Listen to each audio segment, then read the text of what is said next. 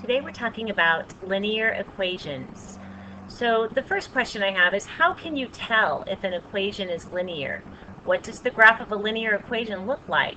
So I'm going to give you some examples of some equations that are linear and some equations that are not linear to see if you can see a pattern. So I'll just write a few down.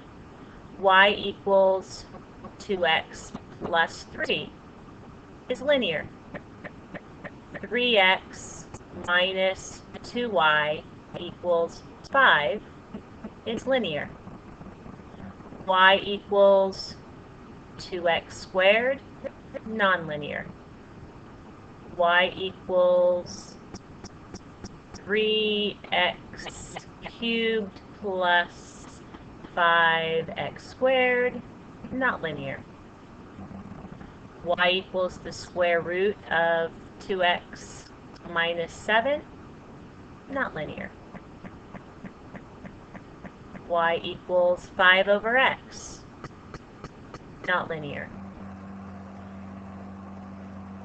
2y equals 1/2 x plus 3, linear.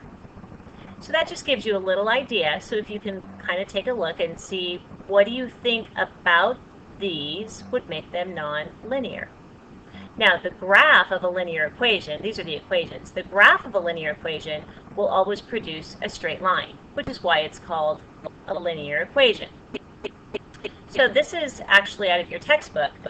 So an equation such as x plus y equals 4 is called a linear equation. A linear equation has no operations other than addition, subtraction, and multiplication of a variable by a constant. The variables may not be multiplied together or appear in a denominator. A linear equation does not contain variables with exponents other than 1. The graph of a linear equation is always a line.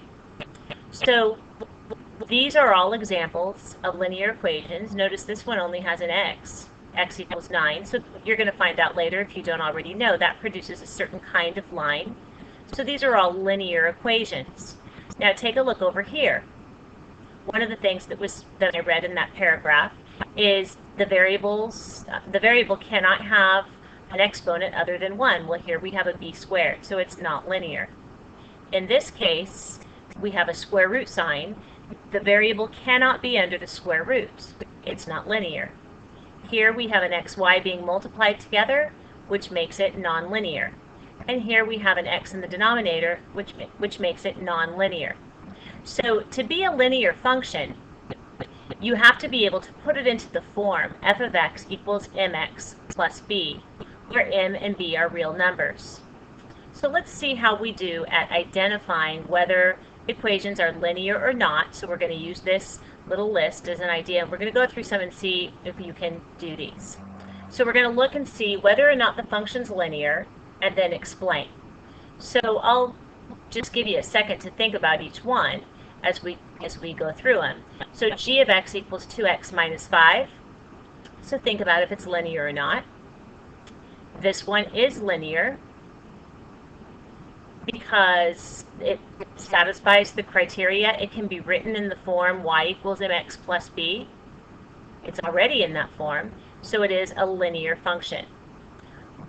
Part B, p of x equals x cubed plus 2. This is nonlinear because the x is raised to the third power. The next one, t of x equals 4 plus 7x, is linear.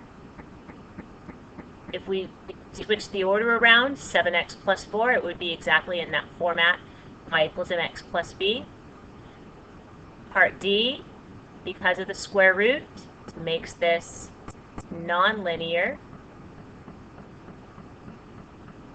Part E, h of x equals 2x plus the square root of 3. Think about that one. This one is linear. And that may surprise some of you because maybe you saw the square root sign and thought it was nonlinear. But notice that the variable is not underneath the square root sign, just a constant. So that's okay. So this is linear. And the last one, g of xy equals 3xy. This is a little different because this is actually a function in two variables, which you may not have ever seen before. But notice we have the x and y being multiplied together, and that was in our list of the things that would make this nonlinear. So you do need to be able to recognize from looking at the equation if it is linear or not.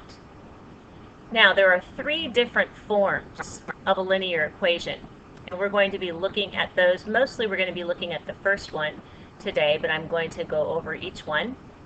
So to be in standard form, it looks like this: ax plus by equals c. And we have a few criteria that have to be true about a, b, and c. A, b, and c must be integers. And in addition to that, a must be positive.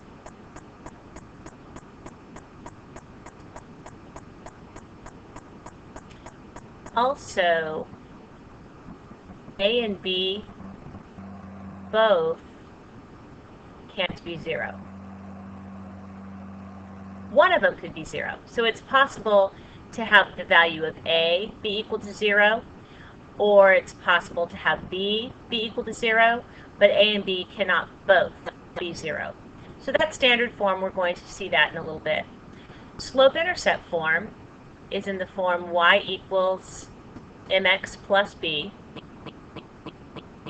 where m is the slope, b is the y-intercept. And we'll be looking at this form quite a bit in the next section. The other form of a linear equation you'll see is called point-slope form, and that looks like this: y minus y1 equals m times x minus x1,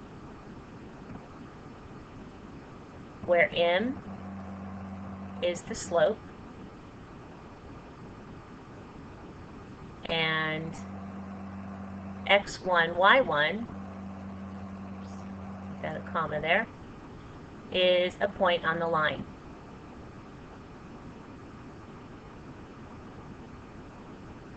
So these are all forms of linear equations that you should recognize, and we are mainly going to be working with standard form today. So here's an example. We're going to write each equation in standard form. So we need to get it to look like this: ax plus by equals c. But remember, we do have some criteria for the values of a, b, and c. So first of all, on this one, I need to get the x term on the other side. So I'm going to subtract 3x from both sides. I get negative 3x plus y equals negative 9. Now remember that the value of a has to be positive.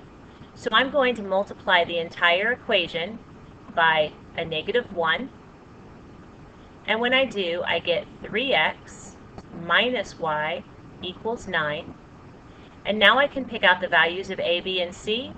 So a is 3, b would be negative 1, and c is 9. Okay, on the next one, you could probably guess what we're going to do first, because we don't want to deal with this fraction here. We can't have a fraction in that spot. So I'm going to multiply, do fraction busters, multiply the entire equation by 3. And when we do that, we get 3 goes into 3 one time, times the negative 2, so I get negative 2x. Actually, I'm going to back up here. We also can't have it be negative. So what we can do is I'm going to multiply by a negative 3, because that's going to take care of two things at once. So the 3 cancels with the 3, leaves a negative 1 times negative 2, leaves me a 2x. Notice that now it's a positive 2, which is what I need. I'm going to multiply negative 3 times the 2y. I get negative 6y. Negative 3 times negative 1 is positive 3. Add 6y to both sides, we get 2x plus 6y equals 3. Now I have it in this format. So A is 2, B is 6, C is 3. And on the next one, I'm going to start by subtracting 4. 8x minus 6y equals negative 4. Now you might look at that and think, well, that's standard form. There's another criteria, and I didn't mention it before, but we really want to make sure that this is in simplest form, which means the greatest common factor between the 8, 6, and the 4 should be 1. There should be nothing that divides into them evenly other than 1. Well, you can see that 2 divides evenly, so I'm going to divide the entire equation by 2, and when I do that, I get 4x minus 3y equals negative 2. So I did 8 divided by 2, negative 6 divided by 2, negative 4 divided by 2. This would be the simplest form. That's standard form. So A is 4, B is negative 3, and C is negative 2.